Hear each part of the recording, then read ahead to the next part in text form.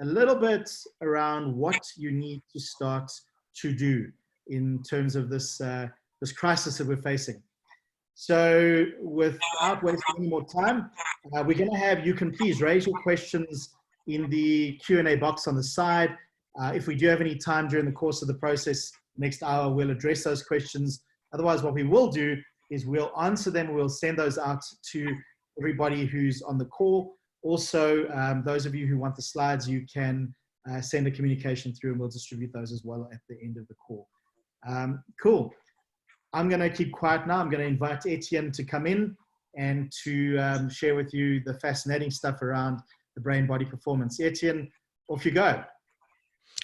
Thanks, Brad. Good to see you here, and hi, everybody. I see we're still upping the numbers. It's great to be with everybody, although we can't really see everybody. It's we are all stuck in little holes, I assume, like little pigeons, but at least we can move around a bit, shake our feathers. And what an amazing time, if you may think about it from a perspective of the challenge that we firsthand experience in the current world, this VUCA world. You know, we always talk about this volatile, uncertain, complex, ambiguous world. And we never really, I suppose, at least me, I mean, I thought, you know, this volatile, uncertain, complex, ambiguous, rapidly evolving world is everything to do with the rapid evolution of the digital world. Everything changes at the speed of tech. And all of a sudden, COVID-19 appears. I was going to say out of the blue. I was still in Sydney, traveling back to South Africa at the time. I think it was the beginning of March. Arrived just at the start in South Africa and actually global, and an incredible time of rapid evolution. Things changing extremely fast around us. The speed of change becomes a huge challenge for the brain-body system. And I'm telling you this story, and I'm sure you all have your own, and you can actually identify with this. All of us can identify with the speed at which things change. It's an eternity. A week ago feels like an eternity ago. So much happening on a daily basis. And the question is, are we really ready to adapt with this archaic brains in many ways? The brain-body system, archaic in many ways, working at a different kind of speed, requiring from us slow down. Something that needs to say, information needs to come, slow down and come at a certain pace so we can actually digest and adapt. And the question is, can we do this? And how can we do it? And I think the good news is it is possible.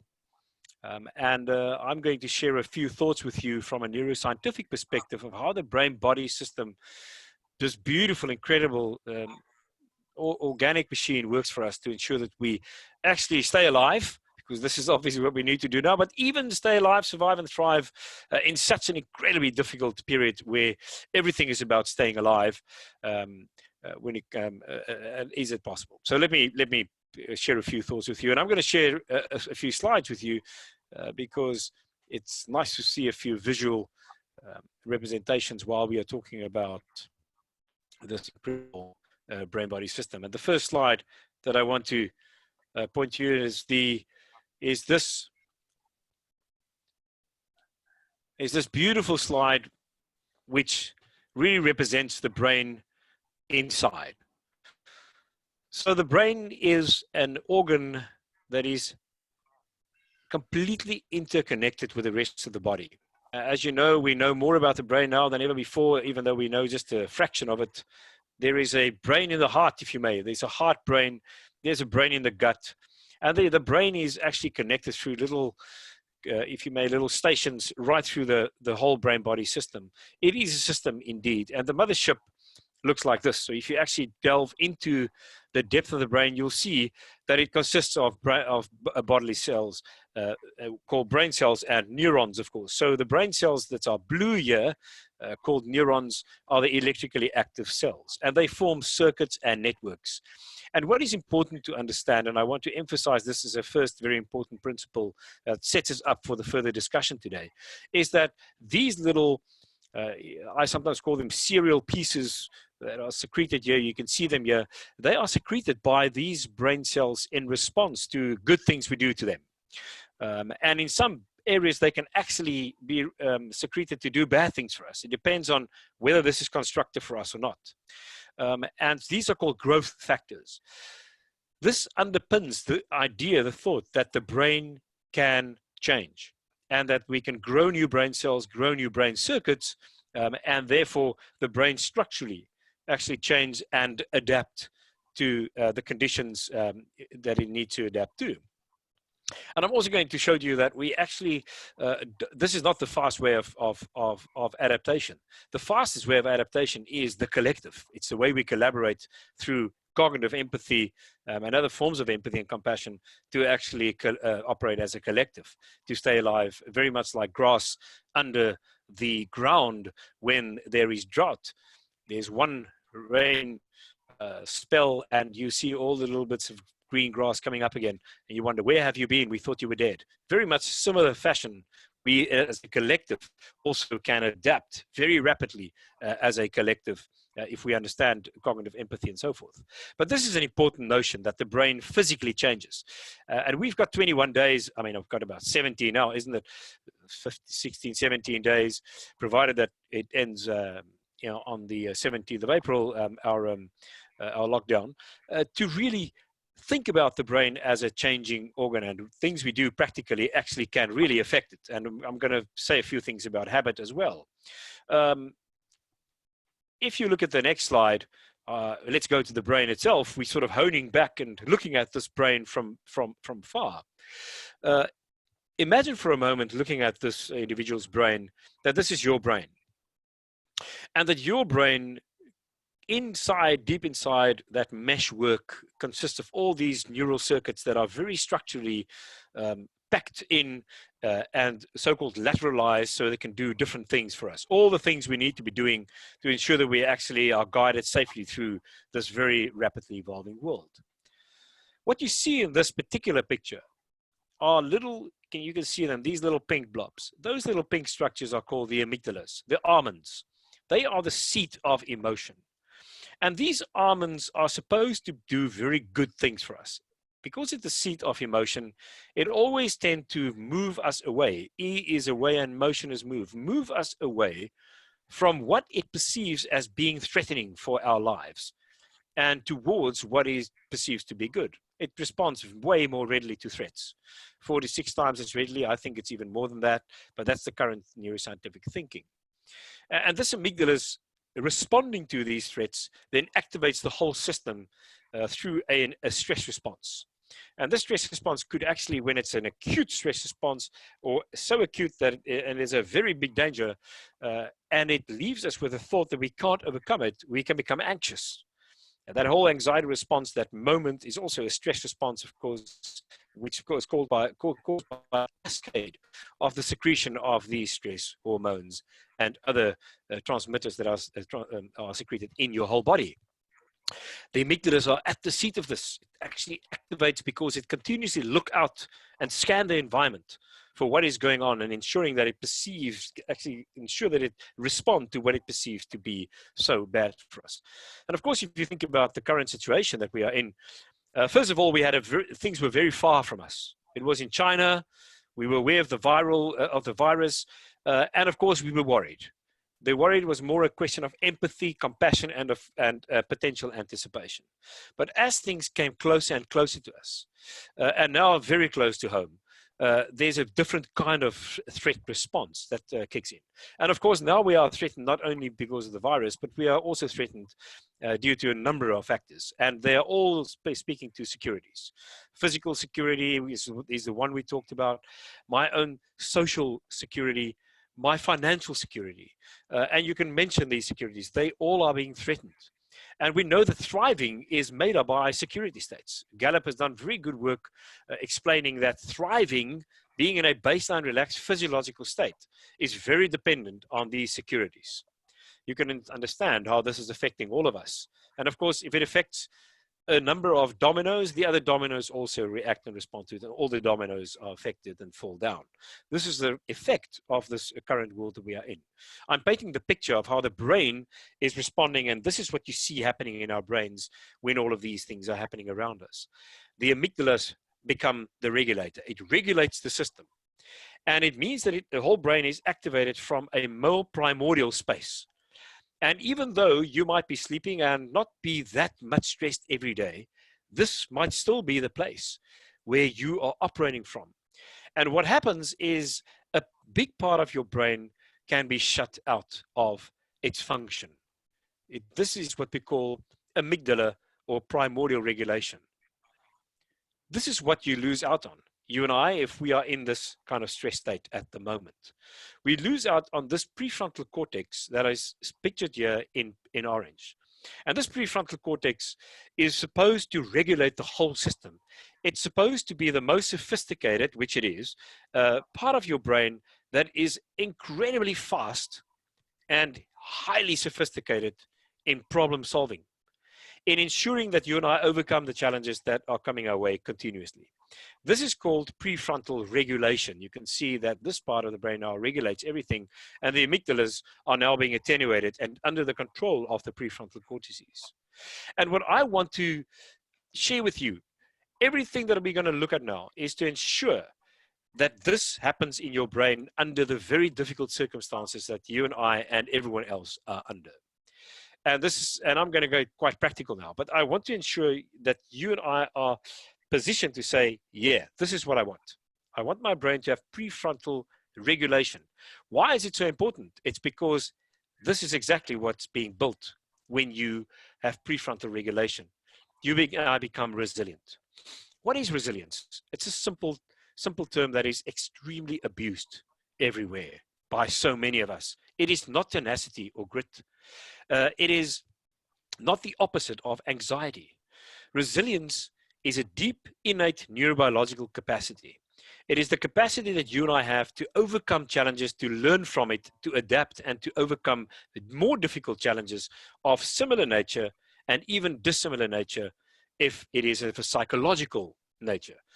If you and I exercise a muscle when we use a dumbbell, we grow a muscle because we overcome the challenge of the weight and learn from it and grow something that gives us more strength to overcome even bigger challenges and bigger dumbbells, heavier dumbbells. It's the same principle that applies to psychological resilience. By the way, the same type of resilience is what the whole brain-body system through the immune system uses to overcome the coronavirus, to kill off the threat and to actually grow through it, learn from it, develop immunity, and become actually immune against these onslaughts in the future. Isn't that a beautiful example of resilience? And if you can't overcome it with your resilient system and your system is not resilient enough, the virus overcomes you. And this leads to death. Unfortunately, this actually happens in a very small percentage, but still a significant percentage of people. And especially if it happens close to home, it is way more than significant. But it all boils down to resilience. And so I've spoken about resilience very quickly, and now I'm going to move into this space where I'm going to become quite practical. So if you think that what we need to have prefrontal regulation is we need to build resilience, the neurobiological capacity to overcome challenges. How do you build resilience in a time like this, when it's a neurobiological capacity? The fortunate good news is that you can multiply your resilience through connection by having a sense of being deeply connected with the collective. And Brad's going to take over at that point, and I'm going to get back to that in a second, and he's going to speak quite practical about this idea of the collective. But let me first just go back to resilience and to you and me personally, where we are stuck confined in spaces where we can do a few things, and then ideas, how do we actually utilize this opportunity? This is a model that I work with continuously because it's such a profound, valuable model, and it actually resembles the brain itself. This is exercise, nutrition, sleep, wake cycle, and silencing the mind. These are the four foundational drivers relating to some more foundational parts of your brain that actually is important, give you important wellness rhythms to ensure that you and I are set up for resilience. exercise and movement in here, what we eat, the way we sleep and wake, and the way we actually silence our minds, practice mindfulness on a daily basis as a rhythm are critical. And you can see that these are all rhythms. They require habituation. And I'm going to say a few things about habit in a second, because we have an opportunity while we are at home and confined to spaces to continue to develop these beautiful wellness rhythms that set us up so we are individually resilient and then much easier resilient as a collective. It also works for the physical body. The degree to which it works is often overemphasized, but nonetheless, it is still a scientific fact that it works. Then you have this system, the social safety, the goal-directed state, the state that ensures that you and I achieve goals, avoid threats and achieve goals, and then the collective. And then, of course, problem solving in this corner. I'm going to talk to you about these four very important practical driver systems, and then I'm going to mention a few things around goal directedness, and then I'm going to hand over to Brad when we talk about social safety. We just don't have more time than that.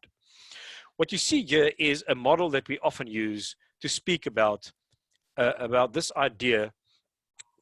In fact, can I take one step back? In fact, I actually want to talk about exercise, nutrition, sleep-wake cycle, and silencing the mind now, because actually this next slide takes me right into goal directedness. So let me talk about exercise, just a few things. Remember that if you are fit enough and healthy enough, and you have the clearance to exercise, do not stop exercising. You can properly train yourself still on a daily basis. And this is an opportunity to really continue to move as well. Get up, walk around continuously, work in a different part of your house, and ensure that you move enough. Ensure that you also do adequate amount of exercise. And in fact, if you have to exercise 3 times a week, you can exercise more, 4 times a week, 40 minutes at a time. You can even exercise on a daily basis. I think the brain-body system wants that. But of course, science just says 160 minutes per week of exercise. What I want to recommend to you is the idea that if you can, of high-intensity interval training. High-intensity interval training means that you actually really push yourself to a certain limit, either aerobic, on a training bicycle, or running up and down. I mean, I don't have a training bicycle, so what do? I go in the backyard and I run from the one wall to the other, and I do little jogs and sprints for at least 5 minutes until I'm really tired, and my heart rate has gone up way above what it normally is. That's high intensity interval training, and you can do this 5 minutes and relax, or even 2 minutes. Just do relaxing, moderate walking, and go again. You can do it in small confined spaces. Get the heart rate up. That's high intensity interval training. Please ensure that you are well enough and you have clearance to do so. It is great to build those, to secrete those growth factors so that you can actually have a growth of neural circuits. The second component I want to pay attention to is nutrition. Of course, you all know that. You don't want to end up 20 kilograms heavier after the 21 days. You probably want to be more lean and fit and have a brain that's actually really brain-body system that is more resilient. And so really pay attention to nutrition. I also recommend intermittent fasting for those of you who can, once again. And so I would, my focus is to practice. You can have 3 or 2 or even 1 day of intermittent fasting. Skip at least 2 meals. 1 meal might not be enough. Ensure that you actually clean and prep your system. That means that your system is moves out of the pro-inflammation. If the amygdalas are regulating, your immune system is pepped, so your inflammation is actually switched down, so that your system is ready to respond to challenges, almost like a bit of a reboot. Now, this is good science behind it. There's good science, and you can really believe the science behind it is credible. Of course, you have to be able to practice intermittent fasting, and we don't know exactly how long works the best for who. We still have to figure that out, as long as you feel that you are actually now reducing your calories properly. Sleep-wake cycle, bedtime consistency. Ensure that you go to bed every single night at the same time. I have to say no more about sleep, and if you do that, your system should actually start to regulate itself properly. Silencing the mind daily. please practice mindfulness on a daily basis. It starts with deep breathing. You have many YouTube videos you can watch about focus attention, open monitoring. How do you actually practice mindfulness? There are many apps available, Headspace and other, for deep breathing, plus silence your mind properly. It just takes 15 minutes. Don't stop exercising that. You'll become fit. Within 21 days, you'll be fit at doing this, and it will be easy, and you'll have all the benefits from it and enjoy it while you are doing it. It does not take a lot of time. It has to be a daily rhythm. It's extremely important to move you out of this amygdala state to the prefrontal regulation. It's a wonderful way of attenuating the amygdalas. And so those are the habits that you need to form, and these are the ideas behind it from a brain science perspective. The next one I want to point your attention to, and we don't have a lot of time, is this idea of self-worth. So self-worth is the way the term is determined by how you and I integrate our personal values into actions. So if I am used to make my bed every day, then I must make my bed every day because that's part of my personal value. Another one is personal hygiene. Hey, I can wash my hands, but hey, you can also shower now, right? Shower and wash your hands. But ensure that you are clean and ensure that you look after your personal values very properly. And your interpersonal values, your relationships. It's tough being confined in these spaces with the people you love, who know you well, who you're exposed to. And actually this idea, but interpersonal relationships, please do not violate your values. Align them with your actual values.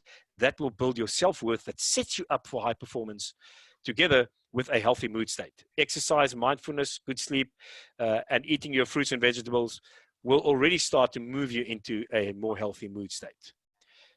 This provides you with the platform for being goal-directed. And being goal-directed is what we need now. We have challenges. We have to solve them continuously. You have to be highly goal-directed so you have energy available to solve your problems on this computer screen with everybody else you work every day. To achieve that, once you start to achieve it, you have confidence and motivation, and a reward comes your way. I'm going to stop at this point and just mention a few more things before I go to the social brain. What we have seen is that habit formation is not necessarily a 21-day exercise, but some habits do form already within 18 days. And so the idea is that you and I can expect habituation already if we start now at the end of our period of being inmates in the lockdown. You can actually start to build habits. It's a great time to start to develop this. Goal-directedness is the opposite in a sense. It's the way you actually work and assign energy to tasks and overcome tasks. So in a sense, I look at my life at the moment as habit and goal-directed. I want to form my habits and then habituate, and then I want to have goal-directed intrusions working on what I need to work every day. Pay attention to the 4 foundational drivers of exercise, sleep, wake cycle, mindfulness, and nutrition. Exercise your self-worth. I've just mentioned that. A few more remarks, and then I'm done, and I'll hand over to Brad. Gratitude is extremely important. It has been proven as a wonderful resilience training kit. If you want to enhance your own resilience, become grateful for what you have. Isn't it amazing? It's been shown to enhance the energy that is assigned to tasks to overcome the challenges, which means I can actually pick up bigger dumbbells. It enhances my resilience because it enhances the energy that is assigned to tasks in the brain through these big functional networks secreted by dopamine to ensure that that happens. Gratitude means you are grateful for what you got, and think every day about the 3 things that you are grateful for that happened yesterday. And think about the 3 things that you're grateful for that happened today. Continue that every day during your period of mindfulness training, and you will actually enhance the gratitude significantly. Optimism is the final remark before social safety. Optimism is not to be a Pollyanna. It is to know that this too shall pass, to have a belief that what we are going through shall pass, and I will still be here. And what is past is gone, but I will still be here, and we will still be here. Let's believe that.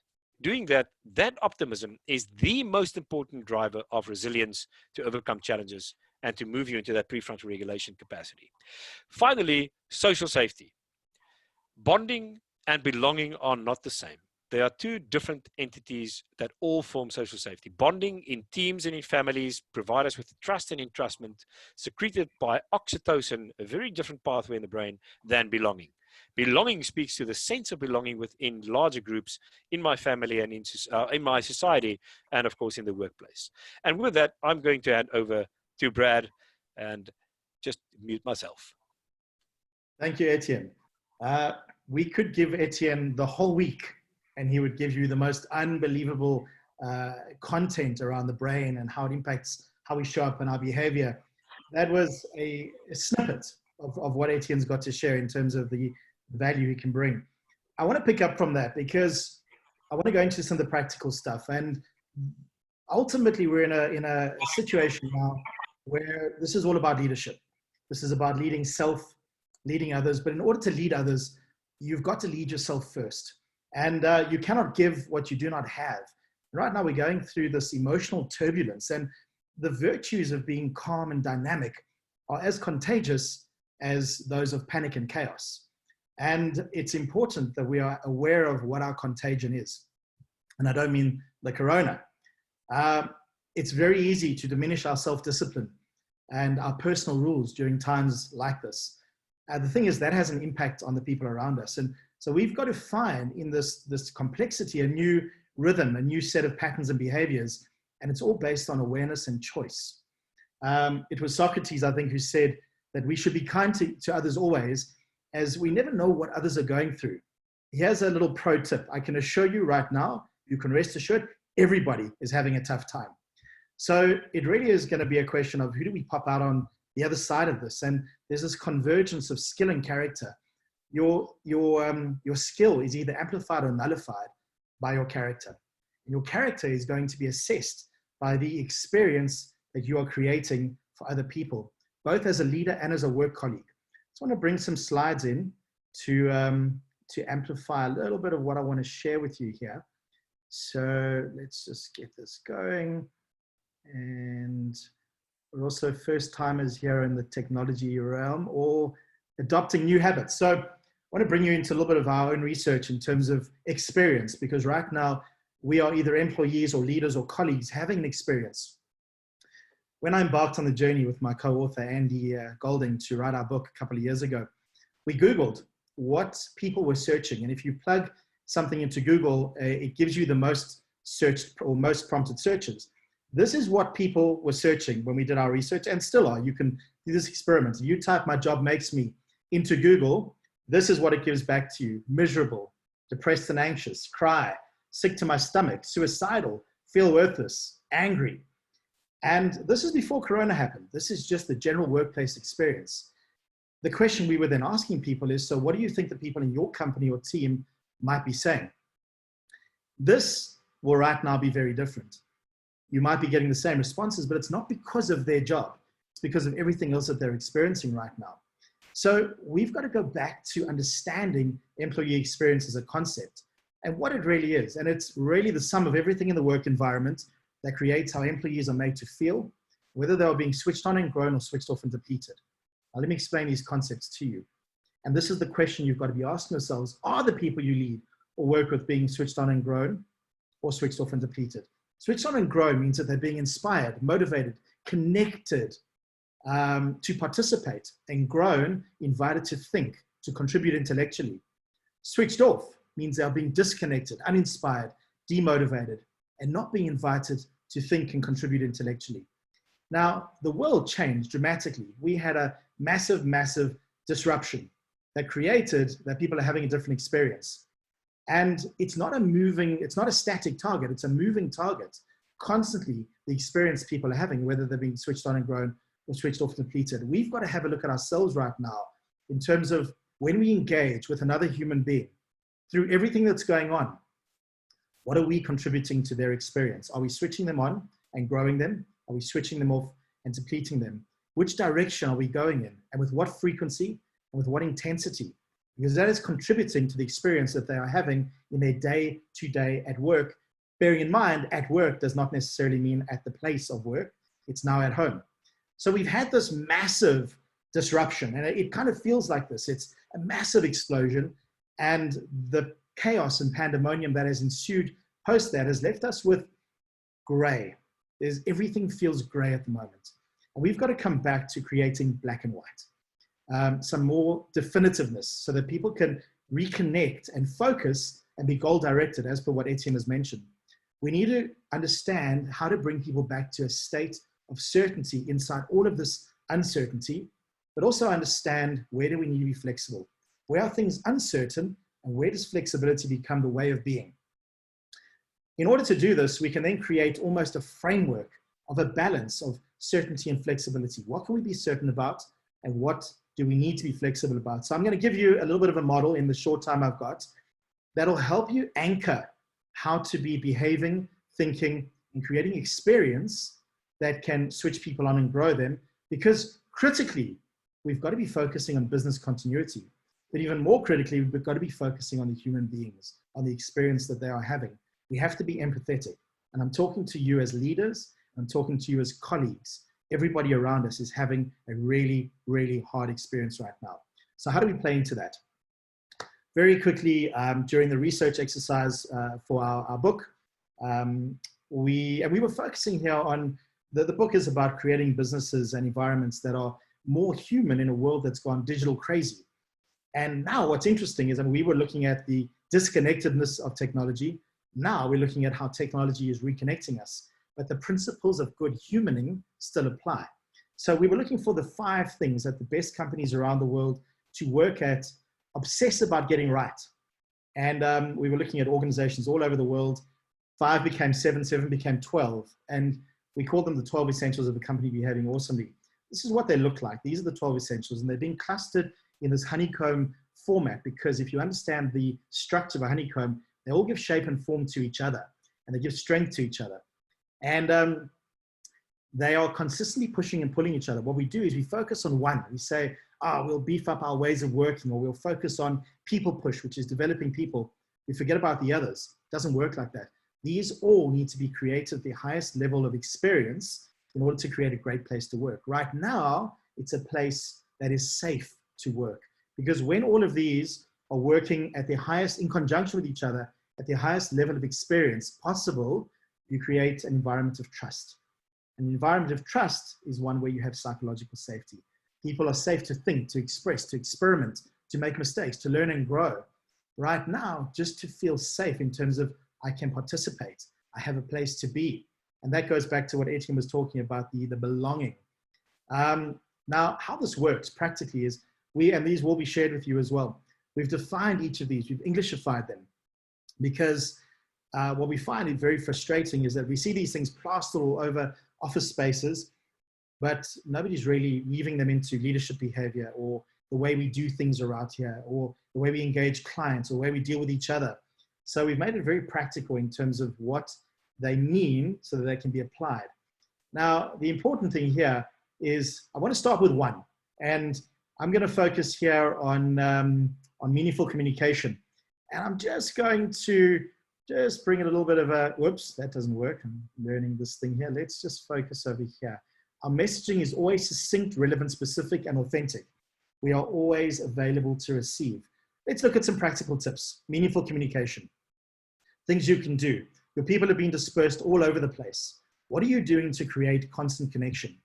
I know CoachMatching, Susie has a weekly connect where they talk about goals and objectives. They talk about how they need to be in order to deliver into those. Myself and some of my business partners and colleagues, we have a daily stand-up. And we talk about, firstly, we check in, how are we doing? What are our intentions for the day? How are we going to measure those? And we'll talk about that measurement thing. It's such a critical thing. What I'm finding in terms of meaningful communication is that there's a lot of broken communication happening with this digital disconnect. We used to connect with each other in the office space. What are you doing to create that you're making sure the message is succinct? How are instructions being given, and how are you checking that people understand the instruction of what they've got to be doing? A technique I find very useful is when I ask somebody to do something, I ask them to explain back to me what they have understood of what I've shared. I pre-frame it by saying to them, just so that I can check that I've explained it well enough, please share back with me. I'm not checking, because often people think that you think they're stupid if you ask them to explain back. I'm saying no, just so that I can make sure I've explained it well enough. and you share back with me what you've understood of my request. Almost always, they don't explain back properly, which means I've got to improve my communication. They've got to improve their listening. But now we're expecting each other to ask and share back. So it already dials up the awareness that we're paying attention to each other in the communication, whether it's a Zoom, whether it's a WhatsApp, which brings me to my next point. Death by Zoom. You know, it was death by PowerPoint. Now it's death by Zoom. Not everything needs to be a Zoom. Not everything needs to be a scheduled half-an-hour session. We need to work out what is Zoomable, what is not Zoomable. Maybe something can be resolved with a quick WhatsApp, a quick phone call, a quick FaceTime. But not everything needs to go into the calendar. We need to start to look at unzooming ourselves, actually, because it's become death by Zoom. I'm finding it's overwhelming. I'm looking for ways to take some shortcuts to more decisive decision-making, more decisive ownership. And just something else in terms of meaningful communication. It links to, you'll see over here, we've got workspace. That's this one over here. What I think is important is that you don't need to overcomplicate where you're working, but you need to make sure that you can focus. Because what I'm finding is I'm working with people who are sitting in the lounge with the kids running around. I think it's better go upstairs to the bedroom. If the kids need to make a noise while you're in communication with somebody, create focus. You can reduce your communication time, make it more meaningful by having focus as opposed to all of the distraction and the communication is wasted. I say this empathetically and sympathetically to people who've got kids, because I fortunately, for myself right now, don't have anyone running around the house. But it is a game changer that I've experienced when people go, and I don't mind if you're sitting on your bed, if we can have a shorter, more focused communication. If we go to the next essential that I want to share with you of the 12, let's just jump to one more. Why is it not moving?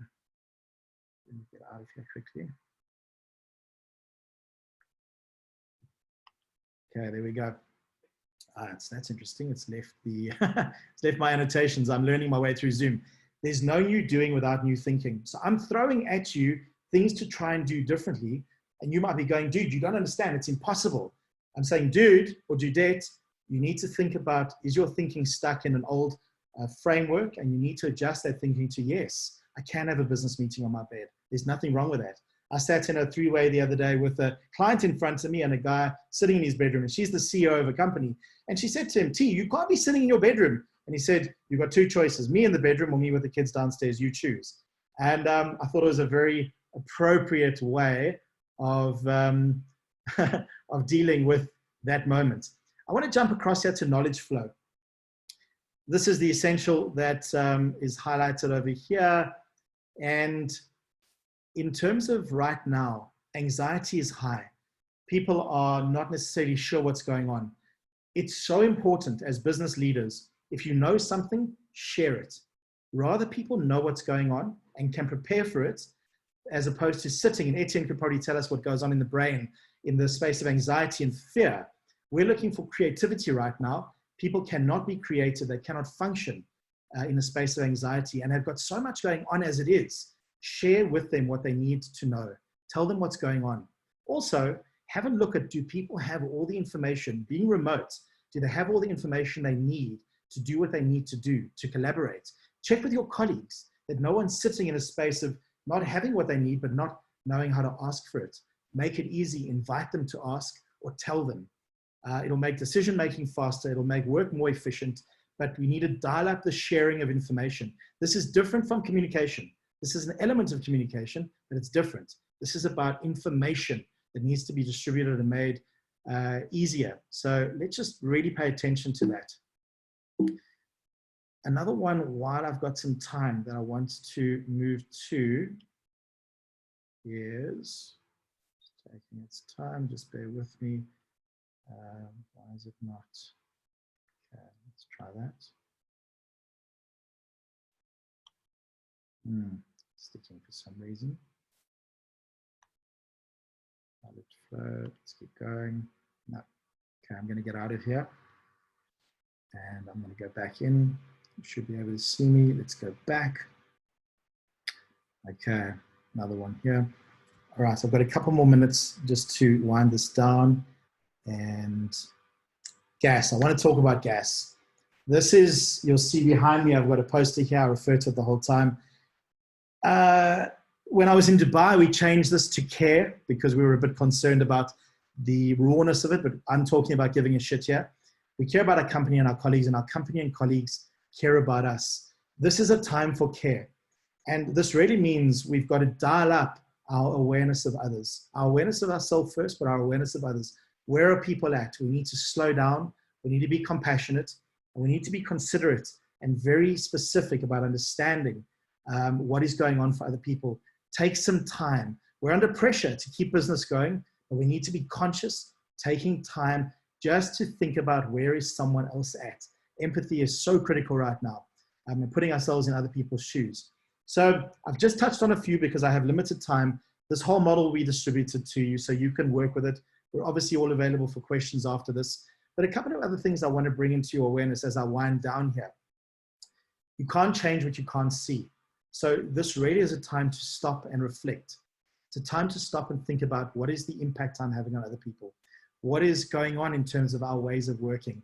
Are we stuck in old paradigms, or can we bring ourselves into a new way of exploring something, because the world is not ever going to be the way it was before. So the things we used to do are not relevant anymore.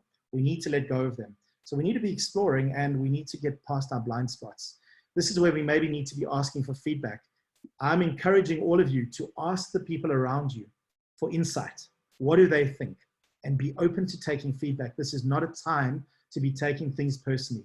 This is a time for information and feedback. There's a character in our work. His name is Ralph. There's a long story behind Ralph, but I haven't got time to share it right now. But Ralph is a guy we met on our journey of discovery. And we did the mature thing and decided to meme him because he was the guy who was just refusing to allow learning and progress to happen. R-A-L-P-H. And if there is anyone out there whose name is Ralph, disclaimer, no offense. But for the rest of you, my question is, are you being Ralph? Are you refusing to allow learning and progress to happen? And you have to catch yourself. Fear could be shutting you down. Anxiety could be shutting you down. You might even be in the early stages of the change cycle and the grief cycle of denial. If denial is shutting you down and you're being Ralph because of this, you need to stop being Ralph. It's a hard request. And then really important is, here's a tip. It's a pro tip, is you need to have your unfiddlewables. Every single one of you needs to work out what are your non-negotiables, what are your boundaries right now? What are the things you will not accept from anybody else and from yourself? Write them down and make sure that if you put things on that list, that you are really incorruptible around them. They are only unfiddlewables if you are unfiddlewables in terms of those things. For your teams, what behaviors will you not accept? Will you not tolerate? And for me, for example, the crisis channel, all of the negative stuff all day long, I will not accept it. I've let everybody in my world know I'm not getting stuck into it. I'm following certain platforms that keep me informed, but I'm not entertaining crisis. Missing deadlines is an unfiddlewables. Right now, we have to be on point. Missing deadlines, make it a non-negotiable. What else can I share with you? Share problems fast. If there's a problem, a lot of the time we hide problems. Let's share them fast. No hiding of problems. Build your lists and build them in collaboration with each other. And then the last 2 points is in the creation of experience for everybody around us, whether we are leading or whether we're working with colleagues. There are no neutral moments. Every single moment, every moment we are creating an experience for somebody else. It's either switching them on and growing them or switching them off and depleting them. Be conscious of the experience you're creating for somebody else. You are, as I said, having your own experience, your own emotional turbulence. Self-regulate, take a deep breath. Think about the things Etienne said. Goal-directedness, be conscious, and be conscious of the impact you're having on other people. We're all in this together. I know that cliche has been overcooked, but in terms of creating experience for the people around you, we are all in this together. So remember those 12 essentials, start to work with them. It's a framework. This is what is certain. We know for sure, these are the 12 things that create the experience people are having. So this is the certainty inside which you need to play with some uncertainty and some risk and some experimentation and some flexibility. And all of that will create trust, social safety, and ultimately you can be conscious of the experience that you're creating for other people. Your actions are loud. Work with certainty, work with flexibility. And that's it from me. I'm going to invite Deshun back in to take over, and I'll come back to you at the end.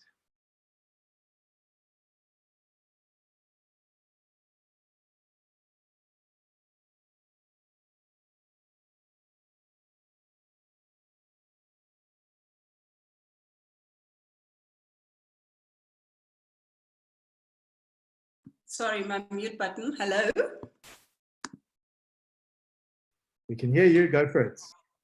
Oh, great. So thanks for that, Brad. I'm going to piggyback a little bit on what you and Etienne both shared with us. For me, it's really about, bringing it all together and talking about each person's own understanding of where they are at right now. So my job is always to look at one's inner game. It's about when you're really needing to function at a high level and at peak performance, when you're really not in a position either physically or emotionally to be in that position, then how do you kind of manage the thoughts? How do you manage the thinking, the behavior, the emotions, the self-talk that goes with what is expected of you versus what you can actually deliver? So some of the things for me that's so important is to go back to things like your inner game. You know, the inner game theory was created by Tim Galway when he was a tennis coach, and he was always talking about expecting a certain thing of his tennis players, but he could see that their thinking is causing them to not be consistent and not be able to function at the level that he knew they could function. And so he realized that there was interference in their thoughts that caused them to be inconsistent. So it really is about what kind of mental energy do you give to the things that need to be done on a daily basis. So Etienne was talking about the connection between mind, body, nutrition, the energy that goes into it, how you have to self-care. And there's so much of that that goes into this time that we're in, because we really are finding ourselves in an extraordinary moment where you've got to juggle family and work and your own expectations of yourself all at the same time and in the same space without really having anywhere to go. So there is an inner game that's at play there, and all these things are pulling at us at all times. And of course, we still need to continue to be productive. So for me, if I really think about it, is to manage the things you were talking about now, is to understand what it is that you let in and won't let in, and some of the things that you need to let out as well. So it comes down to things like mental energy, the emotions that you attach to the things that you need to do, and the things you anticipate both positively and negatively. So I'm going to just give a quick bit of theory, and then I'm going to tell a personal story just to land it a bit. For me, you know, I've been involved in the world of cognitive behavioral theory for a long, long time. And what that simply means is just what your mind and your thinking does to your behaviors and your actions. So it really is our thinking habits and our feeling habits actually cause our doing habits. So it's your thoughts and your feelings create your doing, your actions. And so part of the thinking that obviously can be involved in a time like this is, you know, the energy drainers, the worrying, anxiety, the what ifs, the doubts, and just the things that you feel like I'm expecting this of myself, but I'm not actually doing that, I'm actually doing this. And those are what I call the energy drainers. You know, it takes mental energy to be positive and negative. And so if we play in a space with anxiety and worry and all of those things, what we really are doing is we're negative goal setting, because worrying is an anticipation of the future. So you can anticipate the future in a state of worry and anxiety, or you can anticipate the future in a state of options thinking. So for me, the opposite of worry and anxiety is not really the absence of worry. It's to really kind of start thinking, what are my options here? So if you're a positively minded person, which we're encouraging a person to be over here, then the question is, what options am I creating for myself that are positive, that anticipate positive outcomes? And I think that has to do with every aspect of whether it's work, whether it's family expectations. You know, I'm a mom with 2 small kids and they're busy running around. I'm just hoping that there's no noise there. But the school also sends information. The kids now need to keep learning, and you know, you've got all of that stuff coming at you. So you're a homeschooler, your help is probably not at home.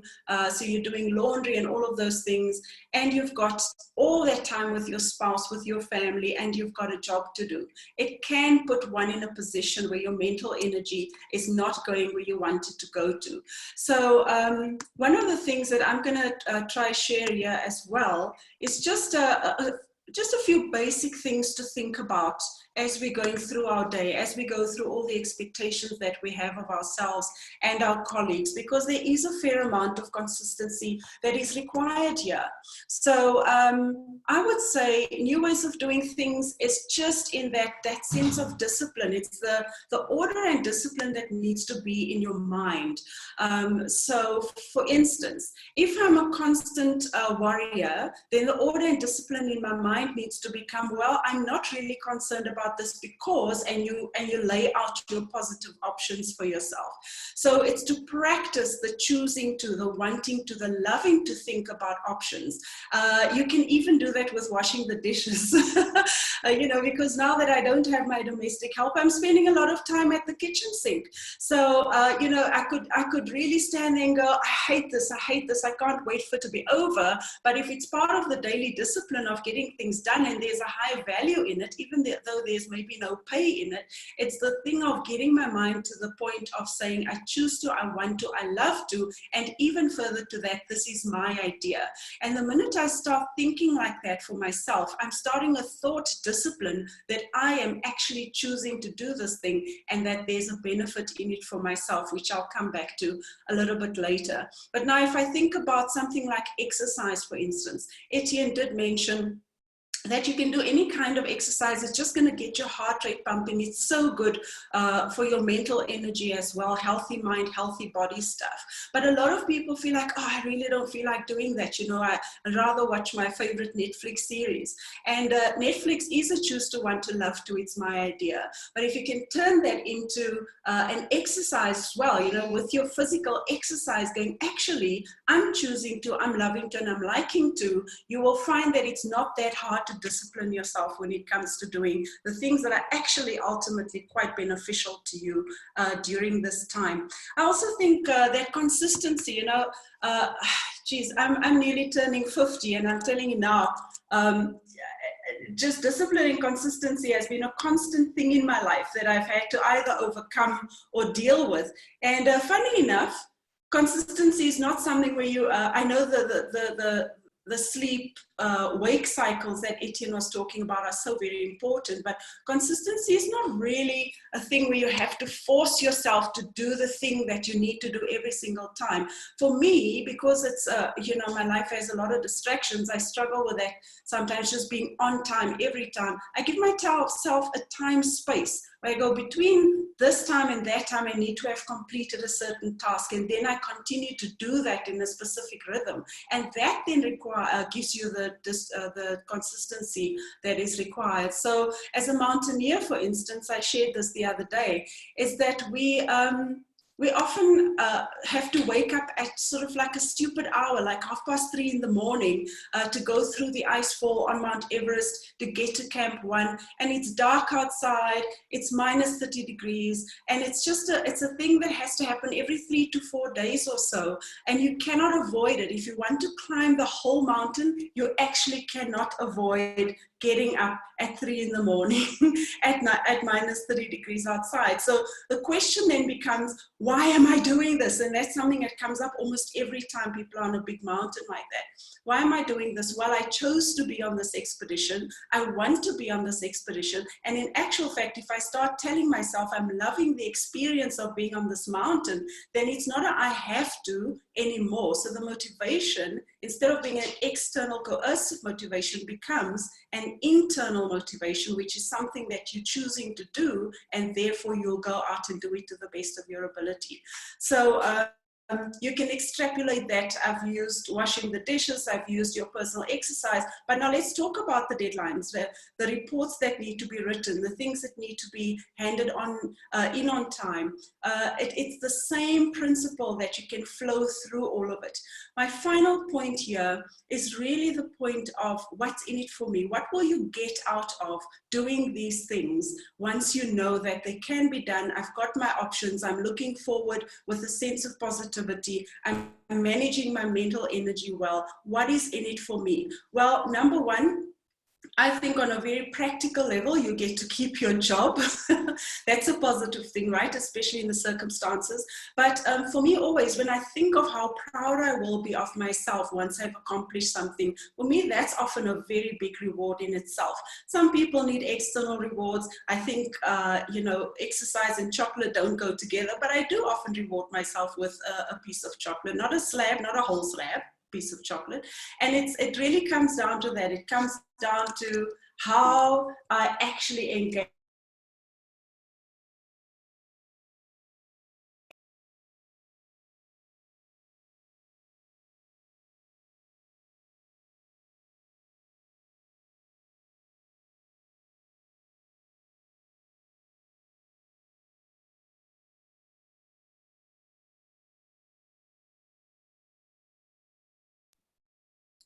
I think we might have lost Deshun. Yeah, she seems to be gone.